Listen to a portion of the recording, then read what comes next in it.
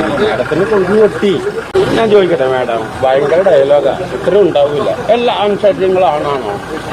എല്ലാ പെൺശരീരങ്ങളും പെണ്ണാണോ? ഇത്രയും ഉണ്ടാവും. അങ്ങനെ നോക്കല്ലേ, ചോദിക്കണമെങ്കിൽ ഇത്രയും പറയാം. ഇത്രയും വലിയ ഓഫീസറല്ലേ? ഇത്രയും ഉണ്ടാവും. നിങ്ങൾ മാത്രമല്ലേ ലോകത്തിലോ? അറിയണം. ബിക്കോസ് നിങ്ങൾ ലോകത്തിന് വേണ്ടി സർവീസ് ചെയ്യുന്ന ഒരു പോലീസ് ഓഫീസറാണ്. അപ്പൊ നിങ്ങൾ അറിഞ്ഞിരിക്കണം എല്ലാ ആൺശരീരങ്ങളും ആണാണോ, എല്ലാ പെൺശരീരങ്ങളും പെണ്ണാണോ എന്ന് നിങ്ങൾ അറിഞ്ഞിരിക്കണം.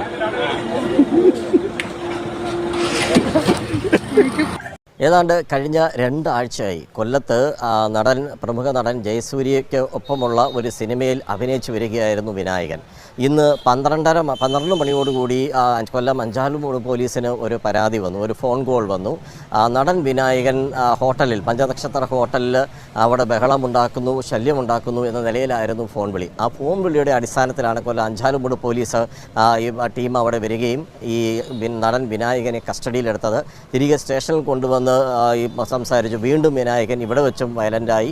ഇയാൾ പിന്നീട് തന്നെ പിടിച്ചു തള്ളിയ ആൾക്കെതിരെ കേസെടുക്കണമെന്നുള്ളതായിരുന്നു വിനായകൻ്റെ ആവശ്യം. ഇത് പറഞ്ഞ് ഏതാണ്ടൊരു 3 മണിക്കൂറോളം ഈ സ്റ്റേഷനിൽ നിന്ന് പോകാൻ തയ്യാറായില്ല. സ്വന്തം ആൾജാമ്യത്തിൽ തന്നെ വിനായകനെ വിട്ടയക്കാൻ പോലീസ് തയ്യാറായി. 118A ആക്ട് പ്രകാരം പൊതുനിരത്തിൽ ശല്യമുണ്ടാക്കിയതിനും ബഹളമുണ്ടാക്കിയതിനുമായിരുന്നു ആ കേസ്.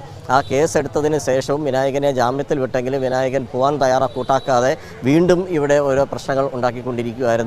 പിന്നീട് പോലീസ് കുറച്ച് അതിൻ്റെ നോർമൽ ആയതിനെ തുടർന്ന്, അദ്ദേഹത്തിൻ്റെ മാനസിക നില സമനില വീണ്ടെടുത്തതിനെ തുടർന്നാവണം അദ്ദേഹം പോകാൻ തയ്യാറായി. അദ്ദേഹത്തിൻ്റെ സുഹൃത്തുക്കളും മറ്റുള്ള ആളുകളും എത്തി അദ്ദേഹത്തെ കൊണ്ടുപോവുകയും ചെയ്തു. നിലവിൽ 118A ആക്ട് പ്രകാരമാണ് വിനായകനെതിരെ ഇത് കുറ്റം ചുമത്തി കേസെടുത്തിട്ടുള്ളത്.